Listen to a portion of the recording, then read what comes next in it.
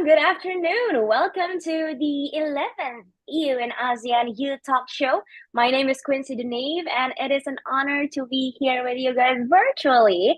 And for the next 90 minutes, I will be your moderator. I'm so excited to be sharing the screen with the ambassador of the European Union to ASEAN, His Excellency Sujiro Sim, and also the first ever cohort of Youth Sounding Board for EU in ASEAN. First things first, you guys, before we start the event, please join me in welcoming His Excellency Sujiro Sim by sharing the clapping hands emoji.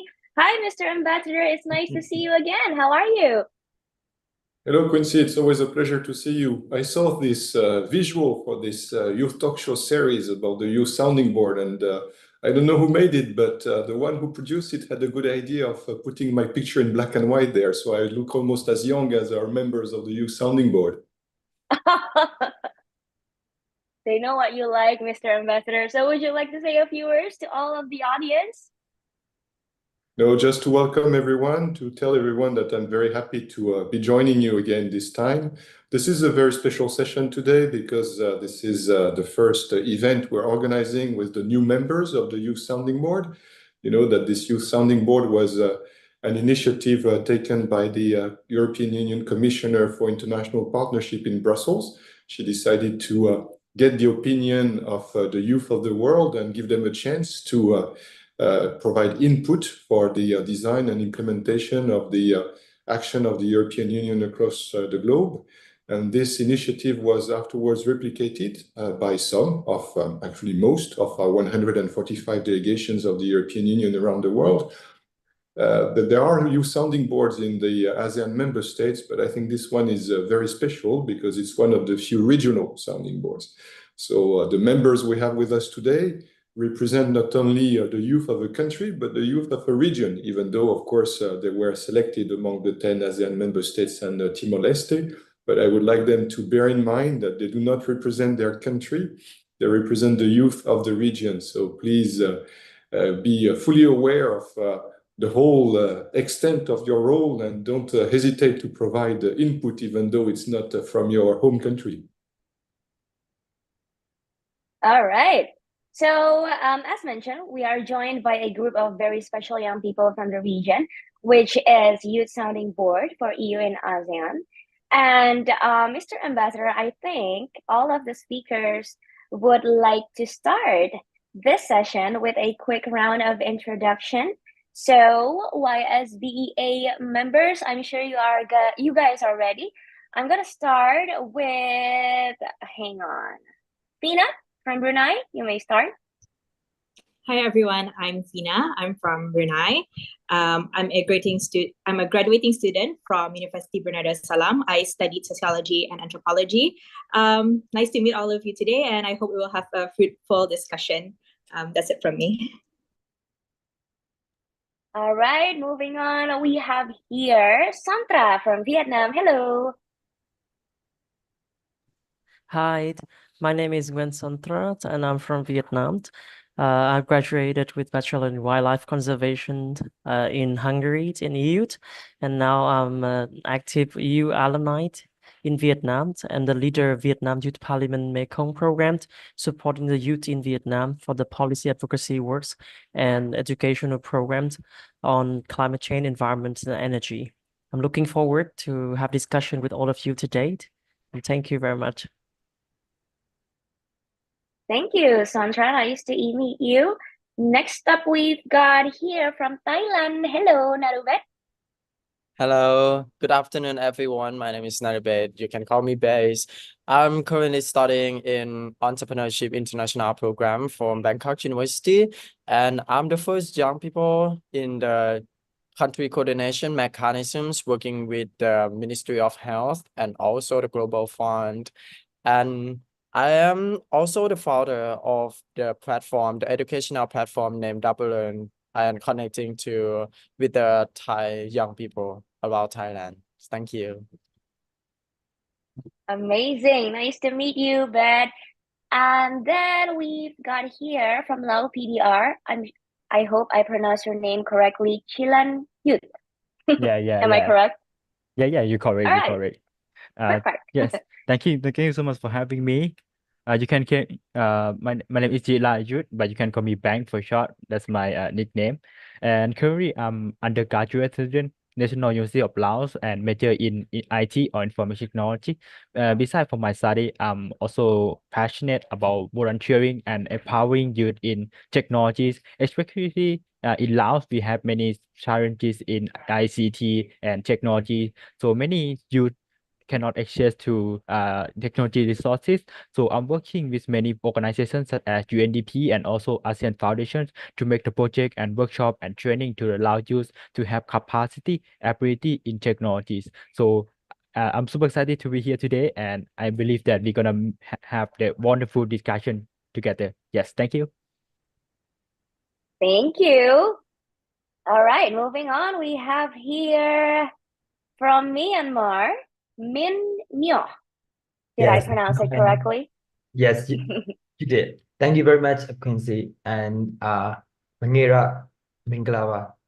Hello everyone. My name is Mimyu Meu, and I'm from Myanmar. And I do projects, I do research, and I write for political issues in my country back in Myanmar and also in the ASEAN. So it's really nice to be here today. Thank you very much. Thank you very much. Moving on to Malaysia, we've got here Alicia. Hi, Alicia. Hello everyone. My name is Alicia from Malaysia. I completed my master's in management at Tsinghua University a couple of years ago. So now I'm focusing on my startup to promote sustainable and green projects across the region, focusing more on bringing renewable energies into Southeast Asia. I'm also the Director of Strategic Partnerships at Y4E, Youth for Energy Southeast Asia, to get more young people to understand the green energy transition, as well as to build capacity for young people in this industry. Nice to meet you, everyone. Likewise, Alicia. Moving on to Philippines. Magandang hapon po, Samuel. Hello. Hello, mabuhay. I am Samuel C. Madriaga, a licensed occupational therapist and a public health champion, and also an incoming first-year medical student here in the Philippines. So I am working on building equitable and democratized youth health systems here in the Philippines through the strength and civic participation of the Filipino youth. So it's nice to meet everyone. I am looking forward to a fruitful discussion with you this afternoon. Amazing. All right. So from Indonesia, my country. Hello, Dinda. Hello, selamat siang. Hi, Yeah. my name is Dinda. I'm based as a designer, but I do research and education with my university and Institute Teknologi Bandung. I currently am doing research with irregular communities known as kampung in Indonesia, and we're working with a social design scheme to create and co-create a sustainable future with the kampungs in our city. Thank you. Terima kasih, Dinda. Moving on to Timor Leste, we've got here Pascuela. Did I pronounce it correctly? Yeah, perfect. Thank you. I'm Pascuala Branco. You may call me Ella. I have just graduated my Bachelor of Business in Accountancy, and I'm currently working as an auditor in an audit firm in Malaysia. Soon I'm going to be ending it to focus more on what I'm really passionate about, which is helping my society and speaking of the problems that the current society is facing. And I've been working with a lot of youth organizations, both in the country and in the region. In the country, I have Timor Leste Youth for Peace, and I've also just co-founded a community with my best friend called Gen Z Talk Timor Leste. Everybody can check it out, which is a platform, a community where all the youths come together to share their knowledge and thoughts on existing issues that they face in their own community or in the country. And I'm looking forward for a fruitful discussion with everybody here. Thank you. Thank you, Ella. And last but not least, we've got here Fichni from Cambodia. Hello. Hi, hello everyone. So my name is Vichni. I have finished my Bachelor in International Relations in Cambodia, and currently I'm pursuing my master's degree in International Relations international economic and public policy in Germany. And I am also a co-founder of the Seed Cambodia, which is a youth platform that was created in mid-2020 to increase the knowledge capacity of Cambodian people on international relation, economic and social science. So my focus area is on international development, energy transition, as well as European Union's policy. It's very nice to be here, and I'm looking forward to our discussion. Thank you. Thank you, Vichni. All right, that will be all of the YSB members who can join us. There's actually one YSB member from Singapore who cannot join us today. So allow me to give a brief introduction for all of the audience, very quick. We supposed to have Cameron from Singapore, who is currently the director of ASEAN Youth Organization Research Center and the deputy chief curator of the National Youth Council Young Changemakers Grant in Singapore. An avid advocate for youth mental health programs, policy and research in Singapore and internationally, his passion for evidence-based and youth-led advocacy fuels his commitment to improving mental health support for youths worldwide. And through his engagement as a youth sounding board for EU and ASEAN, Cameron aims to foster a more connected and youth-empowered ASEAN-EU partnership.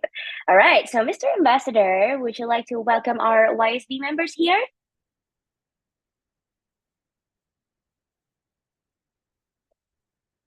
I think you're still on mute, Mr. Ambassador, sorry. I hate this thing. Yes, of course, I would like to welcome all the members of the Youth Sounding Board for the European Union ASEAN relation virtually today, and tell them that I look forward to meeting them in person, all of them together in Jakarta towards the end of the month. And of course, whenever I travel across the region, when I have a chance to meet with them in their country of origin, I've already done so with some of you, and I'm looking forward to meeting with the rest of you. You know, your role is very important to us. You were selected through a very, very thorough process. We had plenty of applications, so count your lucky stars and now do the work. Thank you, Mr. Ambassador. And I'm sure all of the YSB members also have a lot of questions for His Excellency, Mr. Ambassador Jiro Sim. So guys, I think you have been prepared with tons of questions. Let's start with Fina from Brunei. Do you have questions for His Excellency Ambassador Jiro Sim? Oh, yeah. So my question is, what is the desired outcome from the Youth Sounding Board, your ambassador? Thank you very much, Fina, and good to see you again. Because we met in Bandar Seri Begawan when I visited for the first time last month.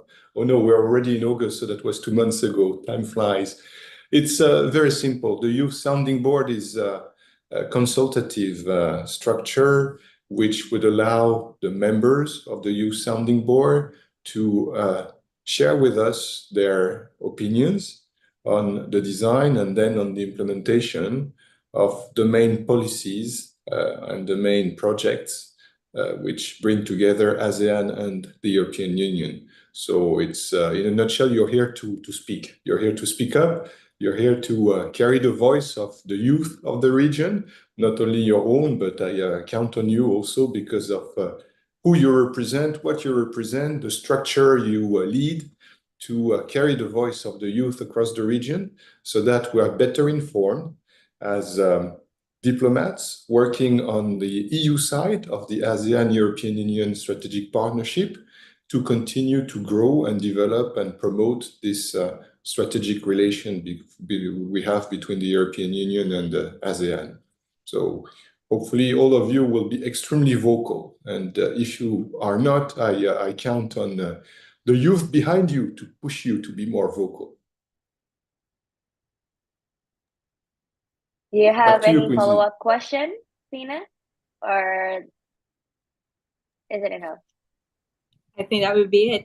Thank you, Ambassador. All right. Thank you, Mr. Ambassador. Moving on, we have here a question from Vichni. Hello, Vichni. Hi, thank you very much, Ambassador, for your answer to the previous question. So my next question is, how and do you see that the Youth Sounding Board, the ASEAN EU Youth Sounding Board here are going to get involved in a more technical way in shaping the EU and ASEAN relation? Yeah, thank you. Yumnipso, Vishni, you know we are from the same country, because I was born in Phnom Penh, even though I'm now a French diplomat working as an ambassador of the European Union to ASEAN. So we share the same blood. Will you get involved into more technical work? It's up to you, really. There is no preconceived agenda. What we want is for you to provide input on all the aspects of the dialogue relationship between ASEAN and the European Union. You know that this relationship is structured according to the 3 pillars of ASEAN itself, which are the security and political pillar, then the economic pillar, and the socio-cultural pillar, or the people-to-people pillar. So there is plenty of opportunities to get involved on all these 3 dimensions of the strategic partnership between the European Union and ASEAN. And as I mentioned, this is your chance, and this is a platform for you to provide input not only on the policy side, but also on the implementation side, because this relationship is not only a dialogue. I mean, we have plenty of dialogues between ASEAN and the European Union. We have 34 sectoral dialogues between the European Union and ASEAN, so there is a little bit of everything.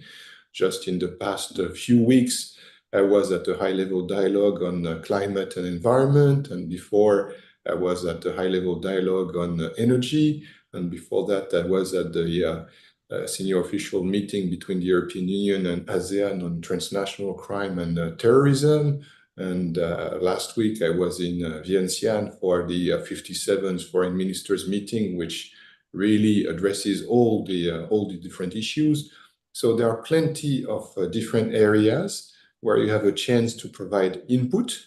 It can be more policy-oriented, it can be more project-oriented, it can be general, it can be specific.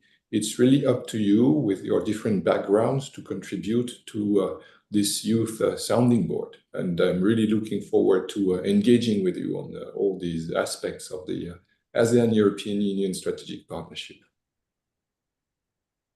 Thank you, Mr. Ambassador. So before we continue, everyone, I would also welcome our audience to jump in the conversation.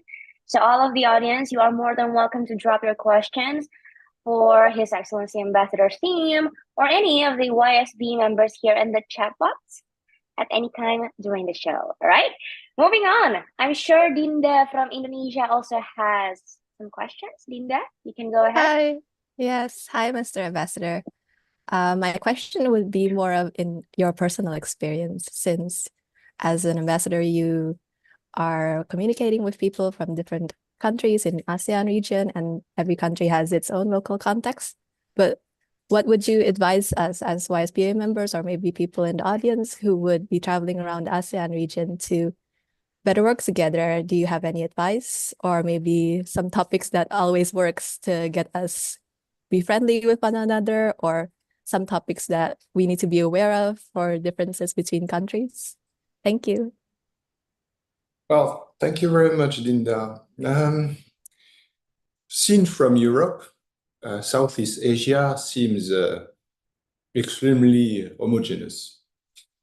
I mean, the High Representative and Vice President of the European Commission for the Foreign and Security Policy, José Borrell. That's a long title, but he's basically the Minister of Foreign Affairs and Defense of the European Union. He traveled to the region for the post-ministerial conference and the ASEAN Regional Forum last week in Vientiane. And he said, seen from Europe, Southeast Asia is a land of beaches and temples, which is the perception we have. You know, it's a place where we want to spend our holiday. And that reflects a certain part of the reality, but the reality is, of course, much more complex and much more diverse. So number one, ASEAN is for the European Union a key strategic partner. That's the reason why we have this strategic partnership. Number two, it's also a key economic partner. The European Union is the third largest foreign direct investor in Southeast Asia, and it's also the third largest trading partner. And number three, it's a socio-cultural partner. So it cuts across the three pillars of ASEAN, and most of you are already familiar with the opportunities offered to the youth of ASEAN through the scholarship programs we have, through Erasmus, our student exchange program. So you know how important the people-to-people relations are. But my point is, even if seen from Europe, Southeast Asia is a destination for holiday, the reality is more complex. It's extremely rich, but it's also very, very diverse, because I had the chance myself to travel to most of the countries. The only two countries which I haven't visited yet, and I started not even a year ago, are Myanmar and Timor Leste, but hopefully I will have a chance to visit them soon.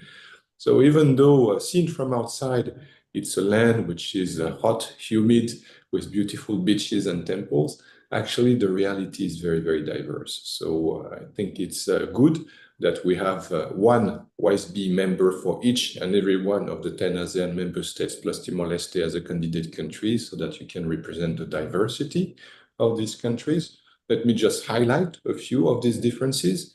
Usually when we look at Southeast Asia, we see continental countries like Cambodia, Vietnam, Laos, to some extent Malaysia, but we also see maritime countries, and Malaysia is split actually into maritime and continental, but Indonesia, Brunei, Singapore, the Philippines are definitely maritime countries.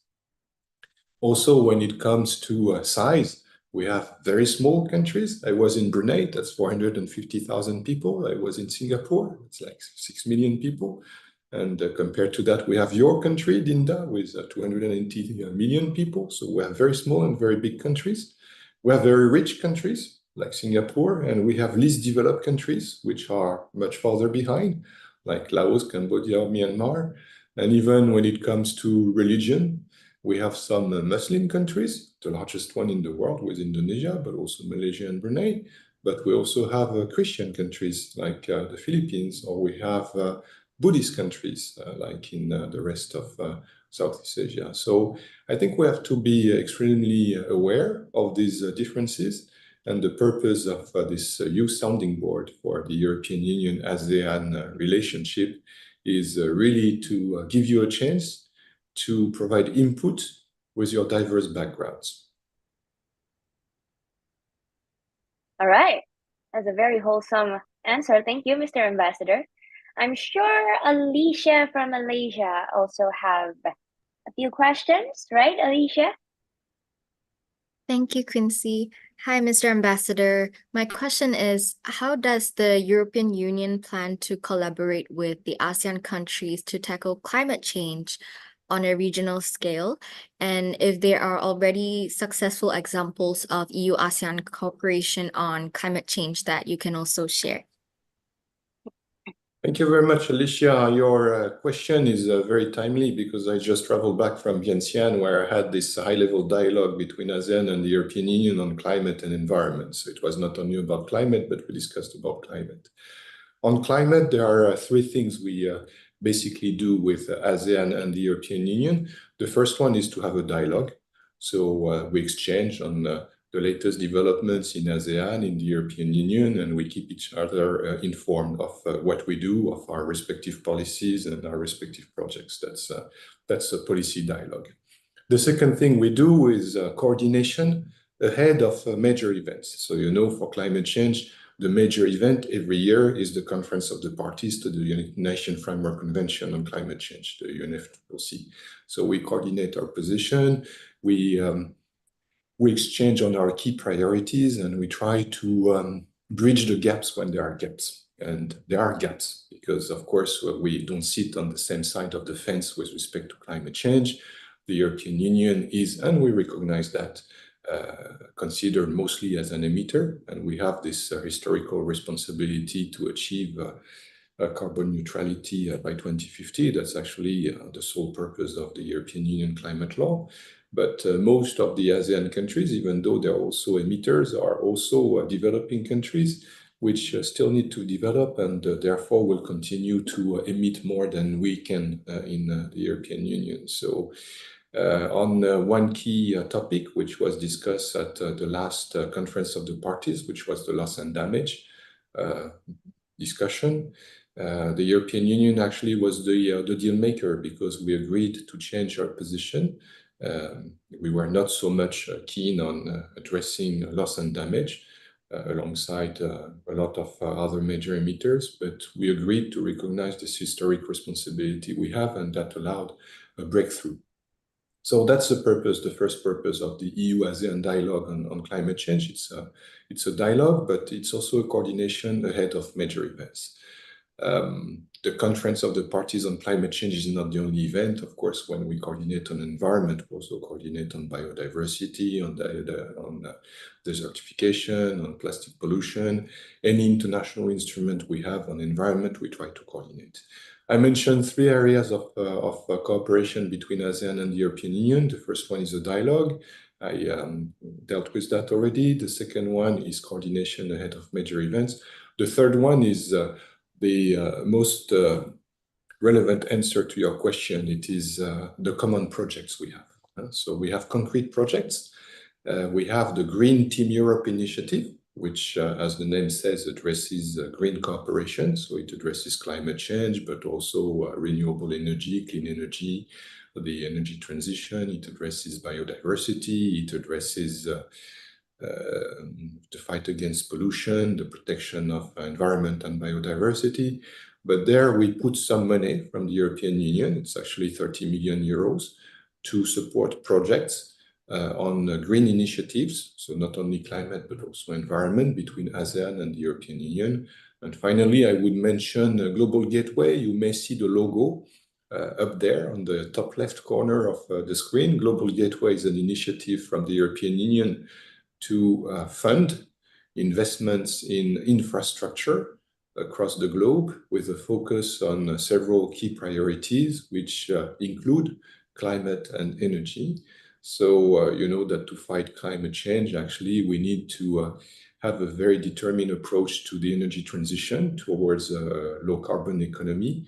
So we do that through our Global Gateway, through flagship projects. And among these flagship projects, we have a lot of clean energy or energy transition projects. We have them in Indonesia, we have them in Vietnam, but we also have them in Thailand and in Cambodia. Thank you. Thank you, Mr. Ambassador. I'm seeing Minyo taking much notes, and I'm sure you have also questions for Mr. Ambassador. You can go ahead, Minyo. Yes, thank you very much for giving the mic to me, Quincy. So yes, Mr.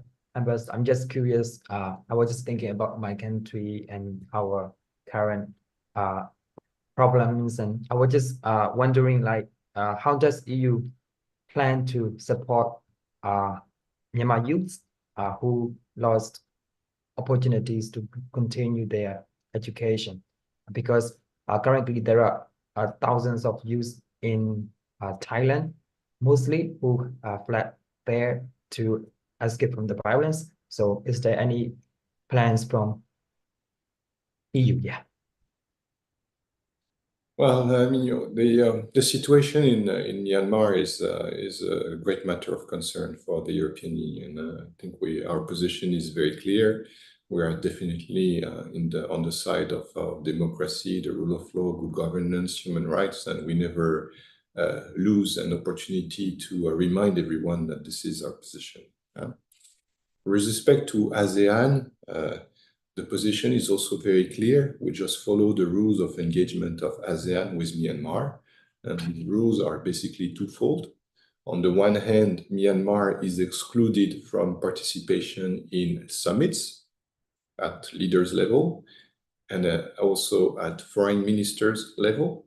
So when I was in Vientiane last week for the ASEAN foreign ministers meetings and the related meetings, Myanmar was represented, but not at ministerial level, because this is a foreign ministers meeting, so Myanmar cannot participate at foreign ministers level. So that's one side of it. Myanmar is limited in its participation in leaders, summits, and foreign ministers meetings. But on the other side, Myanmar remains a full member of ASEAN. This is the reason why you are here with us as a member of the Youth Sounding Board for the European Union in ASEAN, because we continue to cooperate with Myanmar. This cooperation, of course, takes place at the regional level. So any program we have between ASEAN and the European Union, citizens of Myanmar remain fully eligible to these projects. It may be a little bit more difficult for some of the projects which would require a presence in the ground, because this is not something we can really envision in Myanmar under the present circumstances. But on the specific point you raised about students and students exchange and student participation, our main program is Erasmus, the European Region Action Scheme for the Mobility of University Students. That's actually what the acronym Erasmus means. And students from Myanmar remain fully eligible to Erasmus scholarships. So this is something we have in mind. So we keep these opportunities open for everyone, including for the youth of Myanmar, and also the specific projects we have between ASEAN and the European Union on higher education. And I just launched one last month. So we invest quite a lot of money in education, the quality of education, student exchanges, cooperation between universities, technical and vocational education and training. So we're fully aware of the very particular circumstances you have to face in Myanmar, and we try to adjust our projects so that the youth of Myanmar can still benefit from these projects that we have between the European Union and ASEAN. Back to you, Quincy. Thank you, Mr. Ambassador. I hope it answered your question, Binyo. Thank you very much. So moving on, I am going to ask Bank from Lao PDR. I'm sure you have questions as well. Yes, I have questions. Thank you, Mr. Ambassador, for previous answer and your insight. And for my questions, as my experience as I working with different group of youth, especially from my country and ASEAN country, I have question that are there any specific challenges in the ASEAN regions where you believe that youth can make a substantial positive impact if they given the opportunity? Thank you very much, Bong. Actually, when I travel across the region in the different member states of ASEAN, I see that the youth is very, very much involved on what matters the most for the future. And can you still see me? Yes. Yep. My screen went black, so let's see. So yes, there are two topics actually where the youth is very much involved. The first one is the green transition. So that's what we have just discussed previously when we spoke about climate change and environment. I think this generation, your generation, is much more concerned about the future of the planet and the fight against climate change and the protection of the environment and the sustainability of our development. So that's one particular area where I think you will have a key role to play, because this is, as I said, a very important part of our agenda between the European Union and ASEAN, with a policy dialogue, with coordination ahead of major events, and with very concrete cooperation projects. The second area where the youth is very much involved, and I can see under your name that your areas of interest are science, technology, and digitalization, is the digital transition. We live in a digital world. When I was your age, internet was not as developed as today. Phones only served to pass phone calls. So now we live in a digital world, and this is an area of high interest for cooperation between the European Union and ASEAN, and not only on the digital economy, on the growth and job opportunities offered by digitalization, but also on some other aspects. For example, and I mentioned that in my weekly video. Oh, by the way, if you're interested in EU and ASEAN relationships, follow me on social media. Every week, I try to produce a little video, which is 1 minute, 1 minute 30, so it's not too long, where I try to highlight, I call it the highlights of my week, and I try to highlight something which is relevant for ASEAN and the European Union. But there I mentioned the entry into force of the Artificial Intelligence Act of the European Union on the 1st of August. So the European Union is quite advanced because we are the first player in the world with a comprehensive regulation on artificial intelligence. And I think this is one of the new technological innovations which can change our future. So the youth is also very much involved and very much interested in this particular area of the digital transition. So I would say, just to sum up, that the youth has in particular two areas of interest: the green transition and the digital transition. Back to you, Quincy. Thank you, Mr. Ambassador. I am going to have Samuel right now from the Philippines. He has questions for you as well. Hi, Samuel. Okay, thank you so much, Miss Quincy. Hello, Mr. Ambassador. So I think this could be a follow-up question to what Fina asked earlier. It's about more on the YSBEA BEA program. So what are the primary indicators that the EU and ASEAN sets to say that our program, the Youth Sounding Board program, is successful by 2025? Actually, Sam, I would be tempted to send the question back to you. What do you expect of the Youth Sounding Board? Because from my part, I think I need and I expect active participation. As I said, your primary role is to be the voice of the youth of the region. So you have to speak up on the issues which are of interest to you.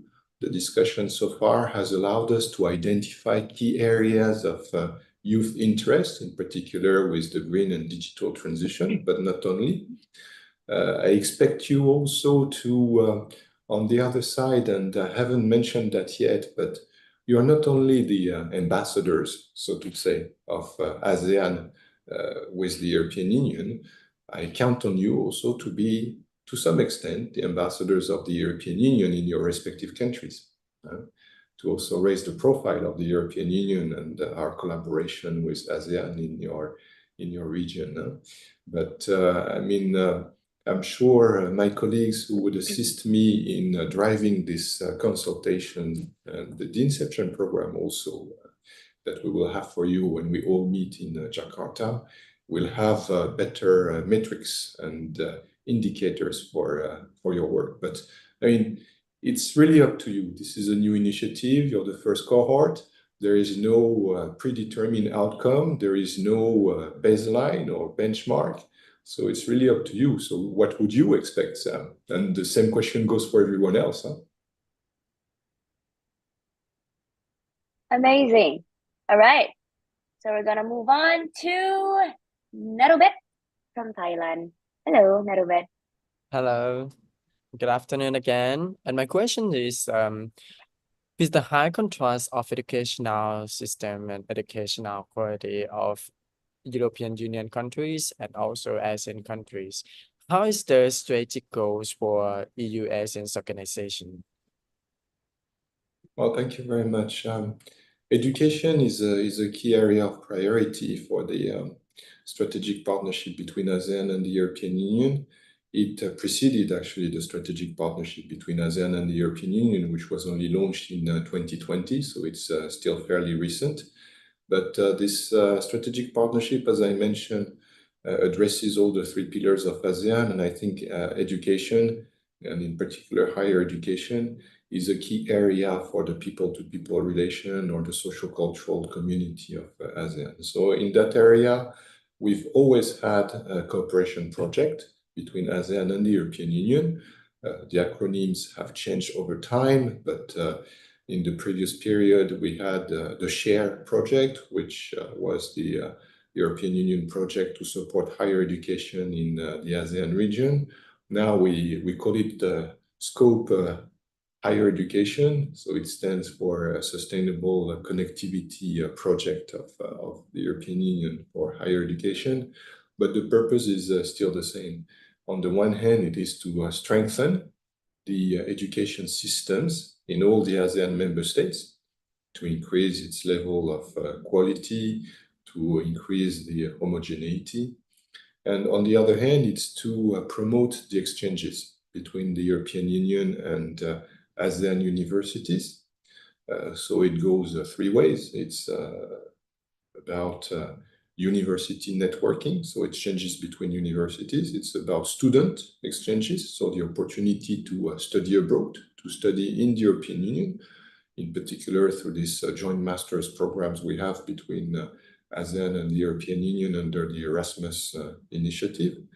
But it's also an opportunity for us to promote well, not only education in the classical term, but we realize that to get the youth prepared for the jobs of tomorrow, we also have to put an emphasis on more technical education. So we also have this technical vocational education and training aspect to it.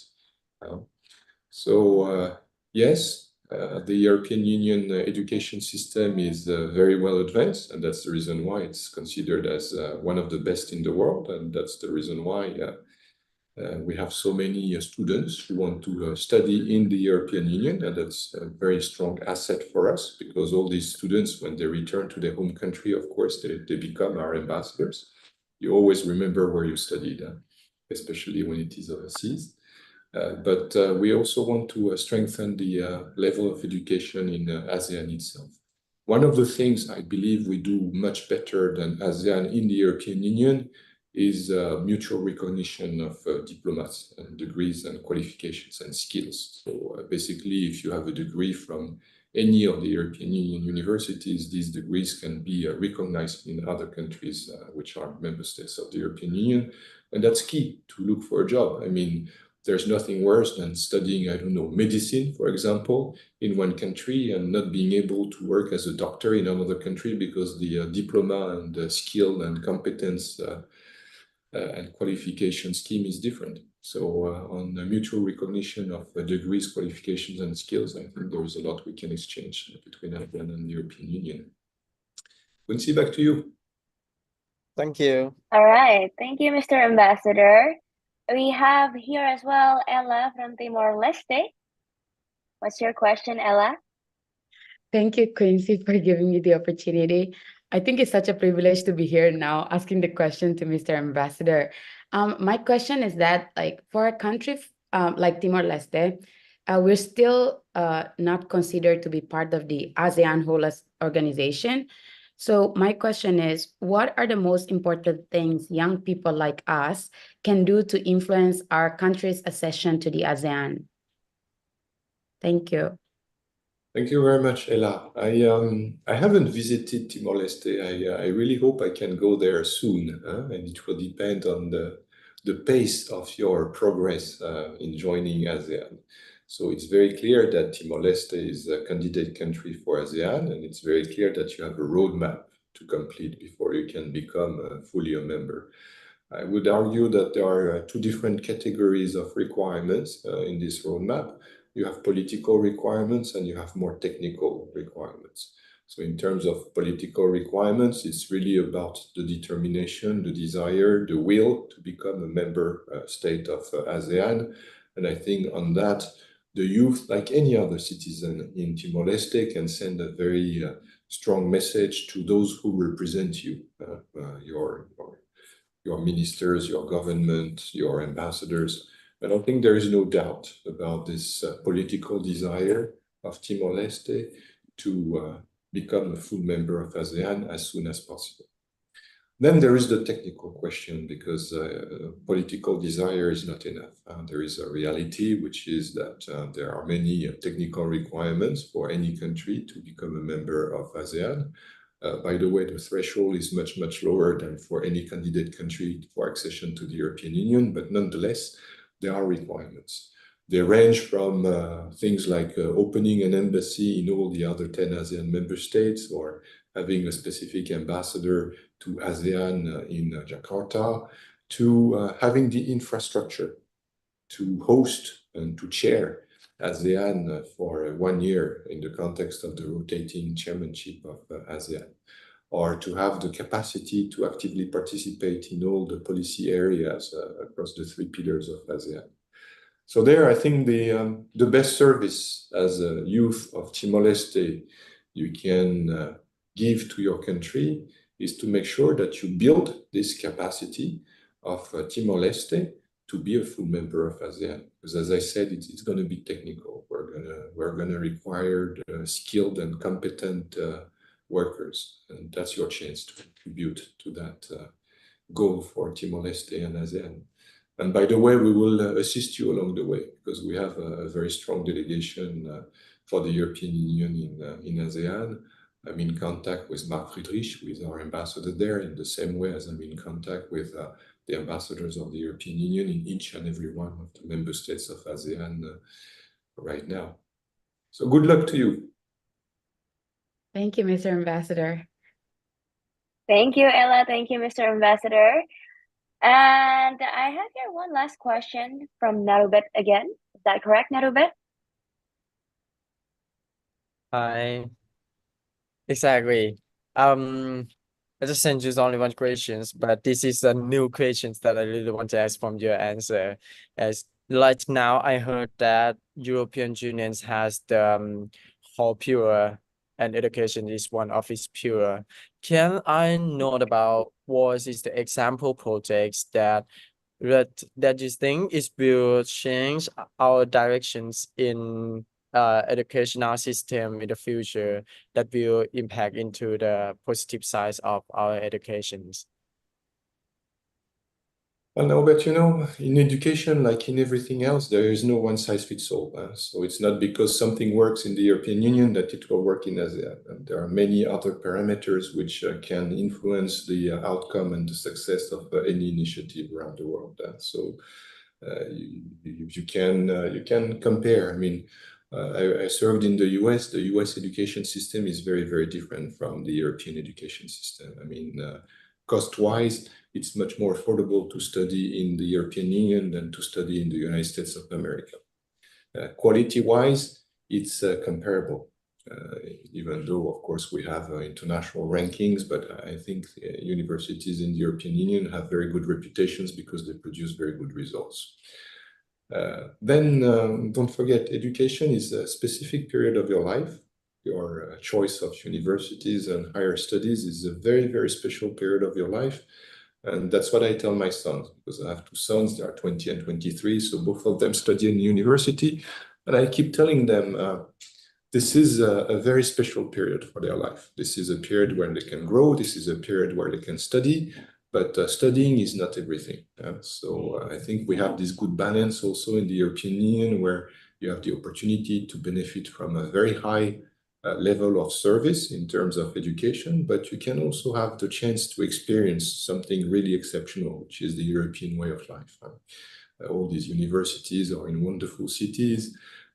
From these wonderful cities, you have an opportunity to travel across Europe, because this is one integrated visa area, so you can freely circulate and move from one country to the other.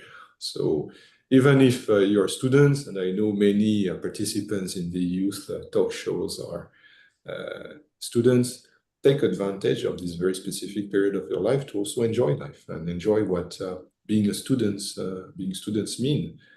So in a nutshell, it's not because something works in Europe that it will work in ASEAN, and it's certainly not for the European Union to tell ASEAN what to do, but we can share experience. And we are more than willing to welcome you and offer you the opportunity to study in the European Union. Thank you. Awesome. Thank you, Mr. Ambassador. Thank you, Nerubet, for your second question. And that wraps up our first round of questions from all of the speakers. We will have another round, but now I have looked into the chat box and there's one question from one of the audience. We have here Alday Rodriguez. Hi, Alday. So the question is for you, Mr. Ambassador. The question is, what are the steps or ways that have been undertaken or will be in the future in regards to the misinformation or disinformation trends here in the whole ASEAN or Southeast Asia region? All Well, right. thank you very much, Quincy. Where is the question from? It's from the chat box, Mr. Ambassador. No, I know, but from which country? Oh, he didn't mention the country, only mentioned the name, Alday Rodriguez. Maybe the Philippines, no? Maybe. Well, what do Assuming you from think, the Sam? Does it Philippines. sound like a Filipino name to you? Yes, Ambassador, definitely. Yeah. Definitely. So, Sam, is misinformation and disinformation a very big problem in the Philippines? Yes, Mr. Ambassador, I would agree to that kind of problem, especially during the elections. Especially now that we're having our local elections by 2025. So what do you think the Philippines could do, or what do you think could be done at the ASEAN regional level to counter that? I think there have been several efforts from various organizations and institutions here in the Philippines to counter several efforts for misinformation and disinformation in the country. But as a region, I think there's a need for us to strengthen these kinds of efforts. Maybe we can have a brief assessment of how misinformation, disinformation really affects the integrity of our institutions. And maybe from there, we can rally different institutions and organizations, particularly young people, because most of this misinformation has been spread out in the digital media. So I think we can utilize the power of young people here by capacitating more young people, by getting more support from institutions and organizations to teach digital literacy among our young people so that the young people of ASEAN region can be more critical in terms of filtering information online so that ASEAN can be safe from these kinds of misinformation and any efforts to spread disinformation in the region. Thank you very much, Sam, and sorry for having put you on the spot, but we received confirmation from Alday Rodriguez that he's from the Philippines. I saw that in the chat box, so I think it was good to have your input on that, because this is precisely the purpose of this youth sounding board for the European Union in ASEAN. It's really to allow you to give your input, and depending on where you are. I would say from my side that it's a pity that we don't have Cameron from Singapore, and I say that because at the end of January this year, we had a dialogue on misinformation and disinformation between the European Union and ASEAN. So this is a topic we're very much aware of. And that dialogue took place in Singapore. It took place in Singapore because Singapore volunteered to host it. So it's the sign that it's a very serious issue for Singapore, and this is an issue of high interest for Singapore in the context of ASEAN. By the way, this is the way most things work in ASEAN. We mentioned about the diversity of the ASEAN member states, about their differences, but really to make any progress on any type of question, what we need is a champion.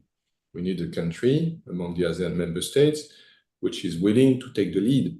And that's what we had with Singapore on misinformation and disinformation. That doesn't mean that the 9 other member states of ASEAN or Timor-Leste was also invited as a candidate country, do not have any interest in addressing misinformation or disinformation, but we need champions. We need a country which is willing to push the issue. So that's the reason why we partner with Singapore on that one. As to how we address the issue, I think there are 3 main issues that we need to address. The first one is the regulatory framework. So are there regulations to address these issues? Are there laws? Are there acts? what is the regulatory framework. And during that dialogue, we compared our regulatory framework. And the key issue for the regulatory framework is to strike the right balance between, on the one hand, the defense of the public interest, the right of the people to be informed in an unbiased and fair and equitable way, and the limitation to human rights, because there are limitations. There are things that are prohibited, there are things that are banned, there are things that are restricted. So it's always a balance between freedom and restriction. The second thing which we discuss, and that takes us back to the discussion we had on artificial intelligence.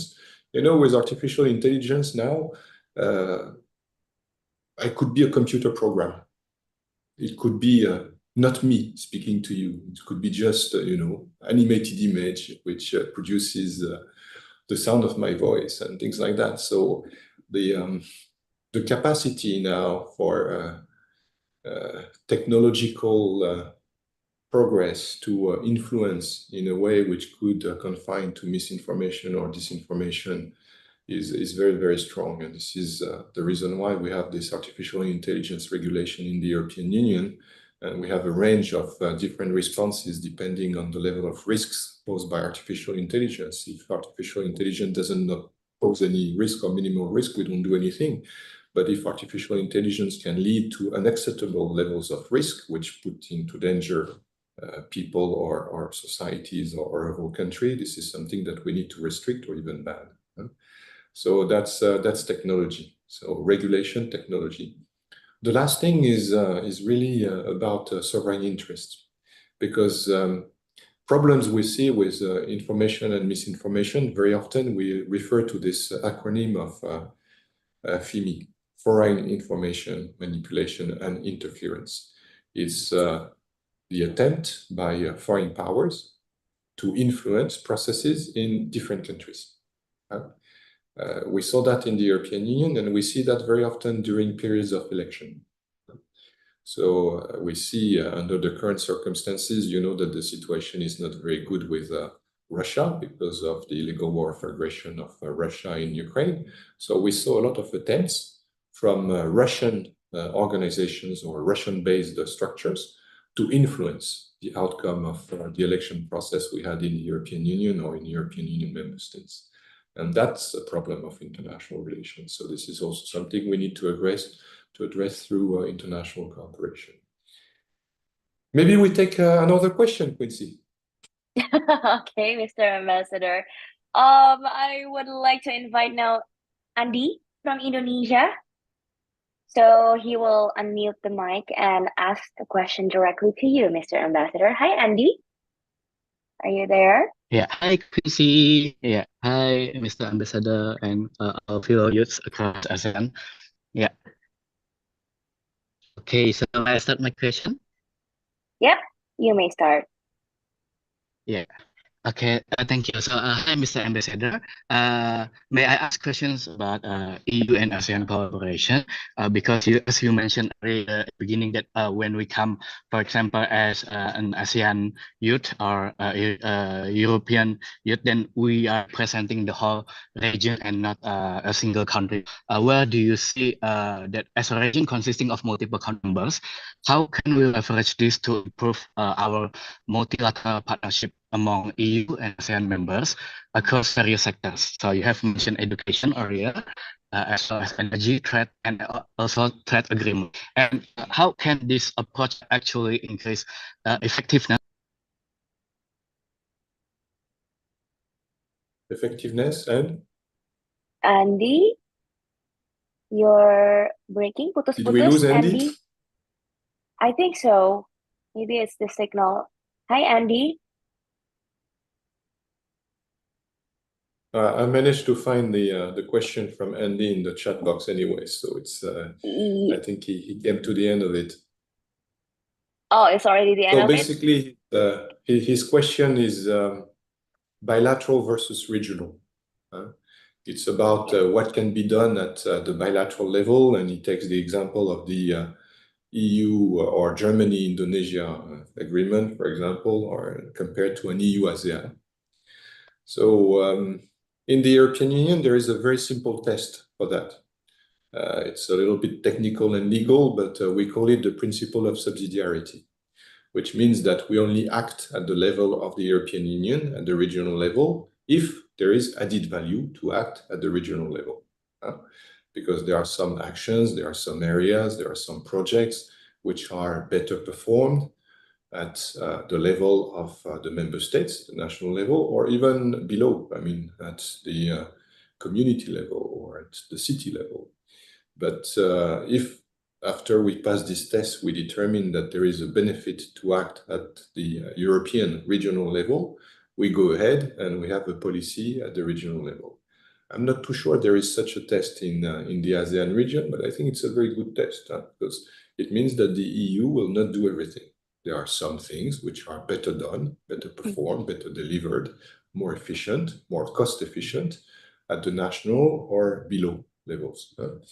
The test, I think if we refer back to the example of education, there are things that can be done at the national level. I mean, universities are not regional universities. They are at best national universities. They might have campuses in different countries, but they are national universities. But an issue like the mutual recognition of diplomas is an issue which cannot be addressed at the national level, because at the national level, the diplomas are all recognized. So if you want to have recognition of degrees between Germany and Poland and Spain and Portugal, this is something we have to do at the regional level. So it's going to be the same for any area. There are things which are better performed at the regional level than at the national level. Just another example, which is quite recent and which proved extremely true. It's the response to COVID-19, access to vaccines. If we had only a national approach on that, we would have had a fight between our 27 member states to access the vaccine dose. Instead, we put in place a mechanism which allowed for purchases at the European level, and that gave us much better deals because the quantities were much higher and the negotiating power at the level of the European Union was much better vis-à-vis the pharmaceutical companies which produce the vaccines. So that means that we got vaccines at a lower cost than any other part of the world. And we had faster deliveries than in any part of the world because we decided, our countries, our member states, decided to pool resources instead of fighting and competing against each other to access the vaccine doses. And the best proof of that is the pace of vaccination in the European Union compared to the rest of the world. The European Union is one of the regions in the world which got double or triple or multiple doses of vaccines much faster than the rest of the world. Another question, Quincy? Yep, we have another question from the chat box. But before that, I think I haven't passed the mic to Santra from Vietnam. Santra, I'm so sorry. I'm sure you have questions to Mr. Ambassador. Yes, absolutely. So I have a question regarding our roles at the Youth Sounding Board. I think that we are like an intermediary between the youth across 11 respective countries and also with the EU-ASEAN Strategic Partnership. So may I ask a question? What would you expect the Youth Sounding Board to engage in the coming policy and associated projects of EU-ASEAN Strategic Partnership? And also, what is our role in strengthening youth engagement in our respective 11 countries? Thank you. Thank you very much, Sandra. Well, this is very familiar with a question which was posed before by one of your fellow members of the Youth Sounding Board for the European Union in ASEAN, which is about what do we expect, what is your role? And my answer to that has not changed. Your role is what you make of it. It's for you to identify your own priorities and to speak up on the priorities which are dear to your heart. There is no predetermined outcome. Of course, I'm aware that across the region, like in the rest of the world, the youth are particularly involved in the green transition and on the digital transition, and I mentioned that already. But if there is anything else which is of interest to you and which you would like to champion, please do so. I want your input, I want your active participation, I want your informed participation. So you would have to study a little bit if you want to have a more technical discussion, and that's the reason why we will have for you an inception program where we will meet in Jakarta. You will meet with the members of my team. You will visit with the Secretariat of ASEAN so that you can improve your level of familiarity and knowledge and awareness about ASEAN and the European Union. And at the end of the day, you will be better equipped to contribute actively to this youth sounding board for the European Union in ASEAN. Thank you, Mr. Ambassador. I hope it answered your question, Sandra. I will now invite someone from Indonesia as well. His name is Steve Harrison. Hi, Steve. Can you unmute your mic and then ask your question directly to Mr. Ambassador? Sure. Thank you. Thank you for the opportunity, Quincy. Good afternoon. I'm Ambassador Suchiro. Good afternoon. Yeah. Good afternoon. And to all of you here, colleagues in ASEAN.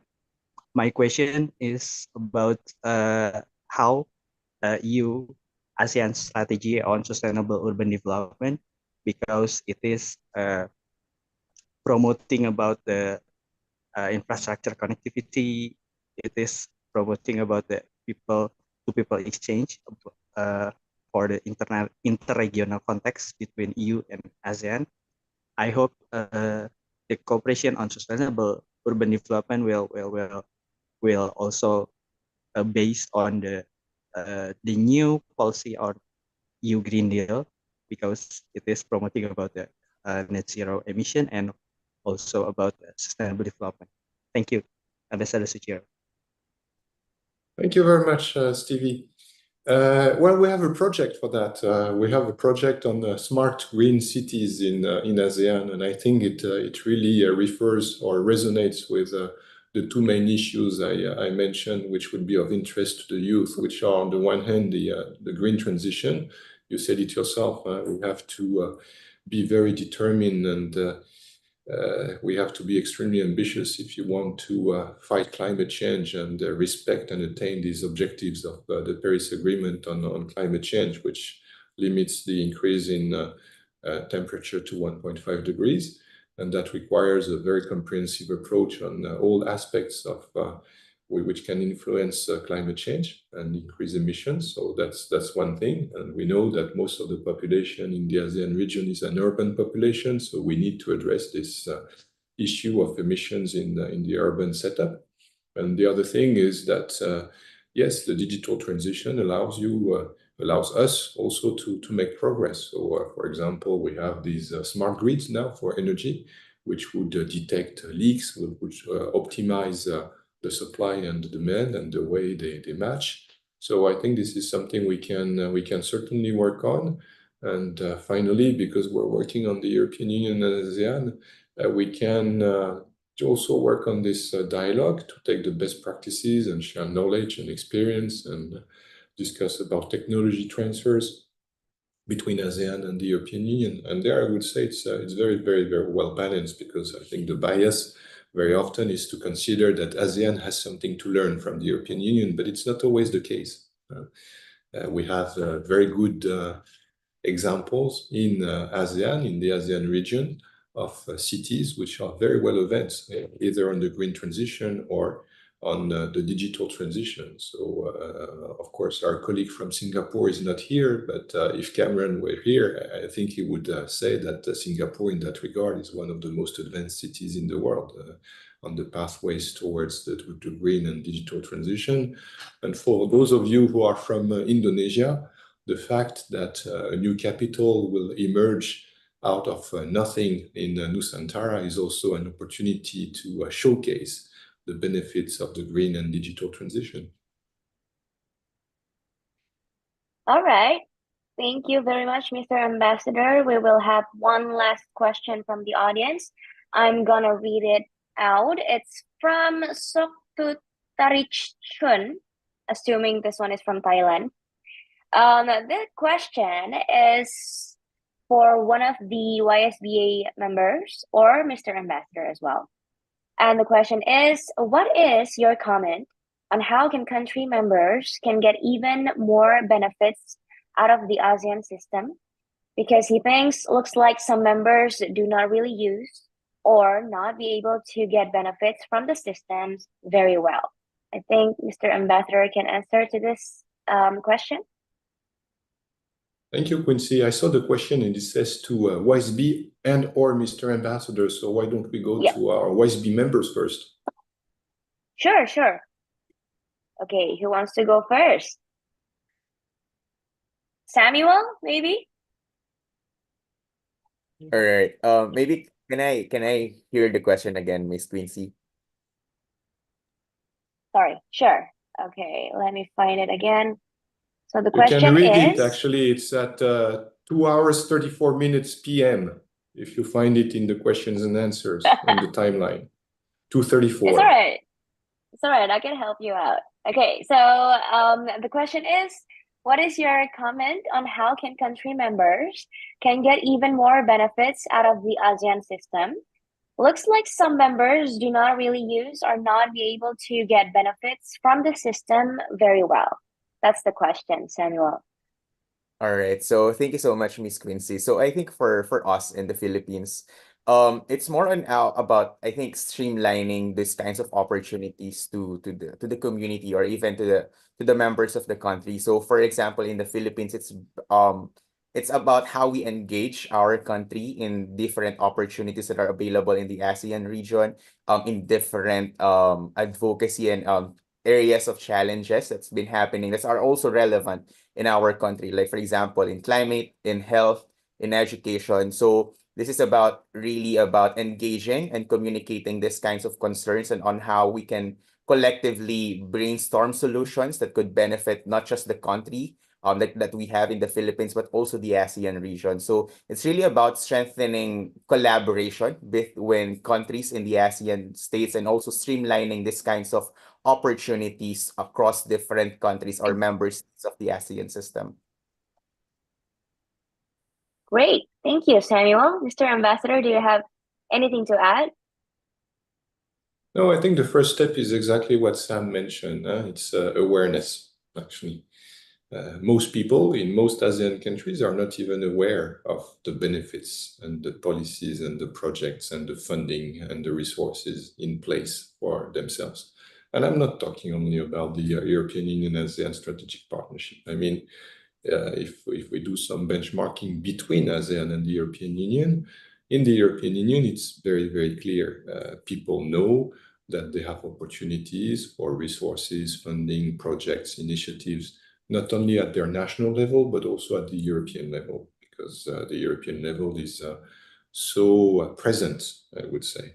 And it has been extremely beneficial for all the countries in the European Union. So we also have decided to pool resources to a much larger extent than in ASEAN. So there are many more areas which are addressed at the regional level in the European Union than in ASEAN. So that's because the integration in the European Union is a little bit forward compared to what we have in the ASEAN region. And it's not a judgment. I mean, in the European Commission, for example, for the implementation of the European Union projects and policies and decisions, we have 40,000 people working there.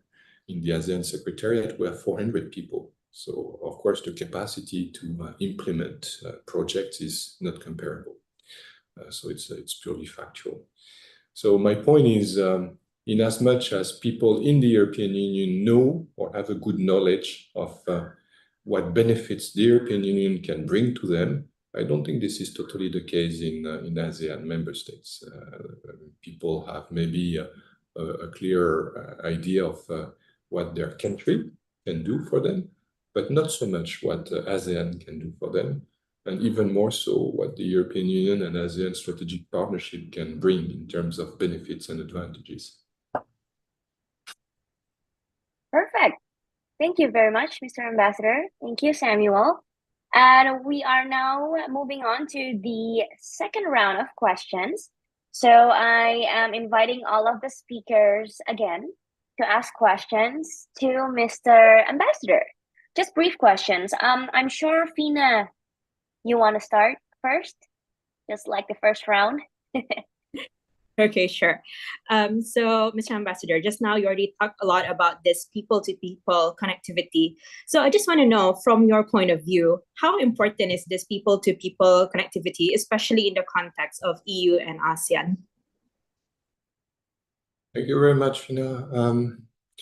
When we speak to our colleagues from other partners of ASEAN, especially those which have a comprehensive strategic partnership, which is the top tier of collaboration between ASEAN and third countries, they always tell us people to people comes first. Because if you want to make a difference in the political and security or the economic pillars, you need people. And it's much easier if you have people to have an ambitious agenda on the political and security community or on the economic community. So I think we're not there yet between the European Union and ASEAN because simply of the distance. It's much easier to focus on people-to-people relations when you are China or Korea or Japan or Australia. Europe is on the other side of the earth. So we have this barrier of distance that we have to break or that we have to overcome. But short answer to your question, people to people, extremely important, and we have to work more because there is room for improvement between the European Union and ASEAN. All right. Thank you, Fina. Thank you, Mr. Ambassador. Moving on to the next question. I'm assuming this one is coming from Vichni from Cambodia. Hi, Vichni. Hello once again, Mr. Ambassador and Quincy. Thank you for the opportunity. So I guess we have all heard a lot already about the ASEAN EU Youth expectation of the program itself, the youth sounding board expectation, and some other relevant question related to ASEAN EU relation in general in so many aspects, such as artificial intelligence and as well as green transition and energy transition. So touching upon energy transition that we've talked quite a bit earlier, I have conducted some studies related to the European Union's progress on energy transition. But most of my study was actually on the sort of European Union's aspect. And it has already been mentioned by Ambassador that maybe technological transfer would be the next step to actually collaborate with the ASEAN country. From your point of view, Ambassador, do you think there are a lot of enthusiasm from the ASEAN country in receiving all those technology or in cooperating in terms of in terms of climate energy transition, because it's also one of the most sensitive aspects at the moment. So how do you think the responses or the enthusiasm of the member states are at the moment, of ASEAN member states are at the moment? Yes, in terms of this collaboration. Thank you. Thank you very much, Vishni. Fortunately, I don't need to have a personal opinion on the matter, because we have a structured energy dialogue between the European Union and ASEAN, and we decided there to adopt a work plan for cooperation in the energy sector between ASEAN and the European Union. And this work plan goes into 3 directions, so we just have to follow these 3 directions. So I don't need to have a personal opinion on the matter. The 3 directions are quite broad. It's number 1, energy markets, which refers to energy price, actually, because everyone wants to have cheap energy.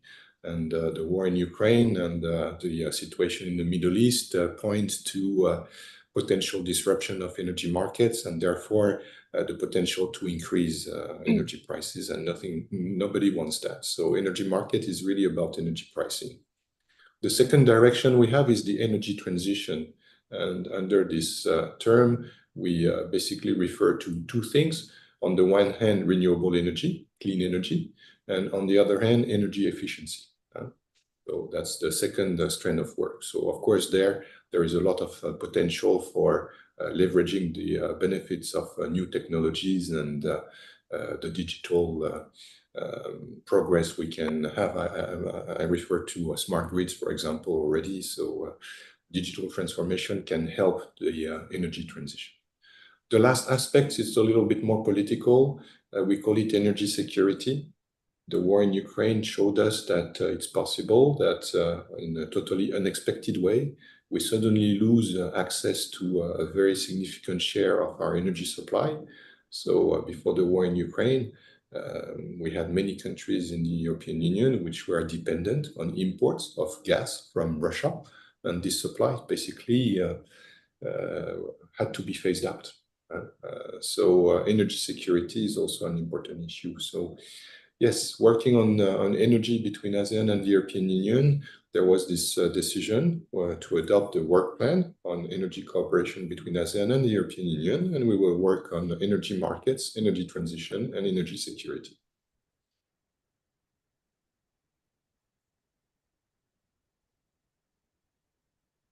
Quincy, you're still with us? Yep. Hello, can you hear me? Can you see me? Yes. Okay, all right. Sorry for that. All right, so that would be it for the questions from the speakers. If you guys have any more questions, I'm sure you can ask Mr. Ambassador afterwards. But now it is time for us to play Kahoot games, which I'm sure everyone is familiar with the game. So, all right, I'm waiting for everyone to join. And I will need everyone's favor, Mr. Ambassador, and also all the speakers to take turn to read the questions, all right? Let's wait for everyone to join. Audience, you are more than welcome to join the game. So all the winners will receive exclusive hampers from EU in ASEAN, of course. Hello, Wise Chicken. What a name, Wise Chicken. Fabulous Octopus, Bronze Badger. All right. More to come, more to come. All right. 22, 23, 24 people at the moment.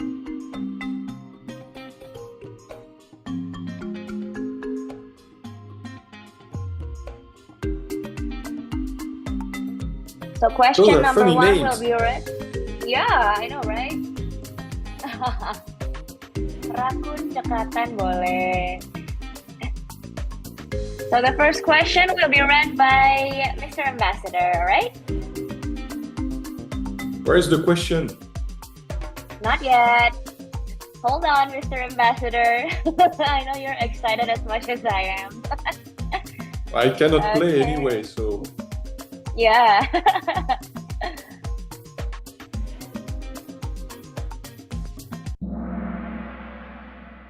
All right.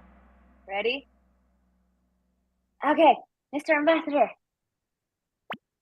Where is the question? Ah. Here you go. Yep, that's the question. Global Gateway, the European strategy to boost smart, clean, and secure links across the world, is launched in... Come on, guys. I'm sure you can get this correct. Woo.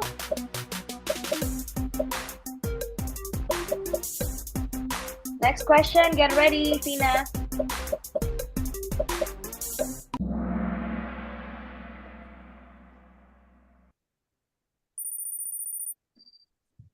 Ooh, congratulations. All right, Sina, you can read it. Okay, under the Global Gateway Strategy, the EU has committed a total of blank to support green investment in ASEAN. Is it 11 billion euro dollar, 10 billion, 12 billion, or 13 billion? Which one is the answer, guys?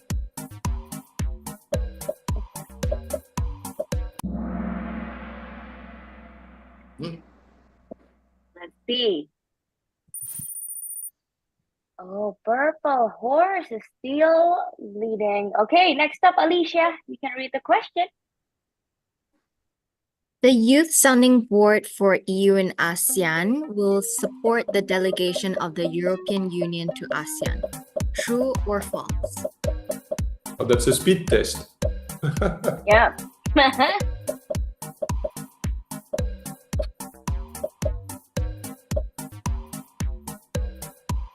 Is it true or false? Okay, Who are let's the two who said it's false? see. All right, next up, Samuel. Go ahead, read the question. YSBEA stands for This is so easy. Oh my gosh. Okay, this is so easy, guys.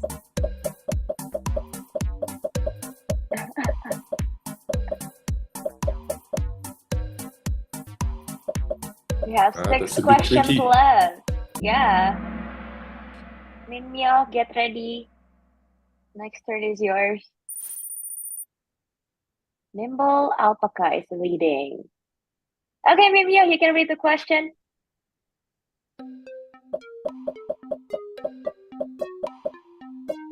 The Youth Action Plan is the EU policy framework for a strategic.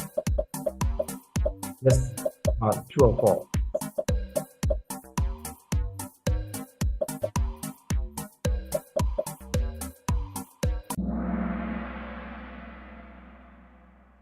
I guess it's Nimble Alpaca still number 1. Oh no. Oh, okay. Silver Otter. Okay, next.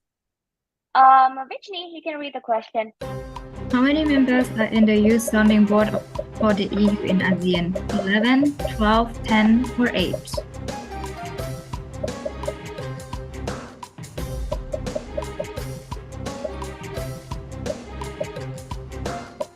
This one is easy as well. Okay. Who's leading now? Amusing Sea Lion. Oh, new leader. New leader. Okay, next, I will have Ella to read the question. The first Youth Sounding Board for EU in ASEAN, or YSBEA, will be on duty until the end of 2025. True or false?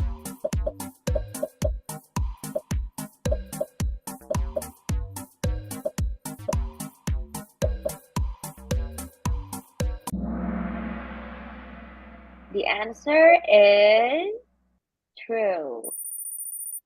Let's see. Aha. Yeah. Dinda, your turn. How many EU member states are there? 25, 26, 27, or 28?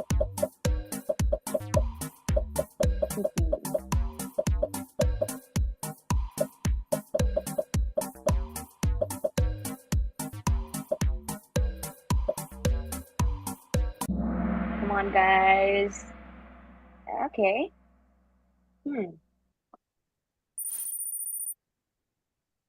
Still Amusing Sea Lion. Okay, Bang, your turn. Yes. How many official rankings does the EU have? 22, 23, 24, or 25?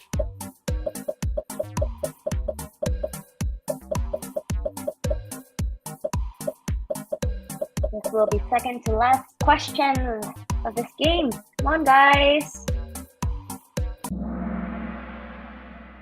Who's leading now? Oh, Nimble Alpaca back to number 1. Woo, nice. Okay, last question, my turn. How many golden stars make up the circle in the European Union flag? Is it 12, 11, 10, or 9? Well, the answer is on the screen.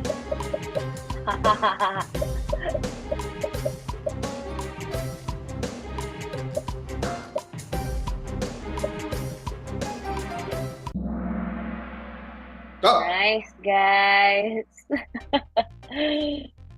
So let's see the podium. Who wins? Third place, Dazzled Boa. Second, Amazing Bee. And number 1, Nimble Alpaca. Congratulations. Congratulations to the 3 winners. Guys. Okay, so the committee will send you the prize. Okay, So this will be the end of our 11th EU and ASEAN Talk Show. But before that, I'm sure Mr. Ambassador would like to share something, because the EU also have opportunities for young people in ASEAN, as mentioned previously, like the upcoming Youth Sustainable Project competition, which will be launched this week, right? So make sure to stay tuned at EU and ASEAN social media channels, and also some scholarship opportunities and research funding. Is that right, Mr. Ambassador? Well, you said it all, Quincy. So just follow me and the EU and ASEAN accounts on X, Instagram, Facebook, and LinkedIn. And what, do we have a YouTube channel as well? Do we have Well, YouTube follow us on channel? social media. Okay. Basically, all social media channels Yes. of EU and ASEAN to keep you guys updated. All right. So, Mr. Ambassador, thank you very much. The YSBEA members, do you have anything to say, last words for the audience? And then I will pass the mic to Mr. Ambassador as well for the last few words. Maybe I'm gonna start from Fina from Brunei. Hi, so I think it was a very wonderful discussion. Congratulations to the winner. Thank you so much to the audience for tuning in, to the fellow speakers, and especially a huge thank you to the ambassador for today's afternoon session. Hope to see you guys in Jakarta. That's all from me. Thank you. Oh, and thank you to the moderator Fina. as well for moderating the session really well. Thank you. Thank you, Fina from Brunei. Okay, I'm gonna have one more from Indonesia. Dinda, do you have any last words for the audience and for Mr. Ambassador as well? Well, it was a really nice session this afternoon, and I was really surprised how many people are interested in hearing about the YSBEA. And of course, I'm really grateful to meet the ambassador, Mr. Sujosi, and I'll look forward to welcoming everyone to Jakarta. See you soon. Thank you, Dinda. And lastly, please, Mr. Ambassador, would you like to say last few words for all of us here? No, I just want to thank everyone, especially the members of our Youth Sounding Board of the European Union in ASEAN. Thank you, Quincy, for moderating again. And I look forward to seeing you all in person in Jakarta towards the end of the month. All right, perfect. Thank you very much once again, everyone, Mr. Ambassador, the YSB members, and also audience from wherever you are, for joining us virtually this afternoon. Don't forget to follow EU in ASEAN social media channels, so you will be updated on the upcoming events and also opportunities. My name is Quincy, and I will be seeing you guys again on the next event. Bye-bye. Bye. Bye.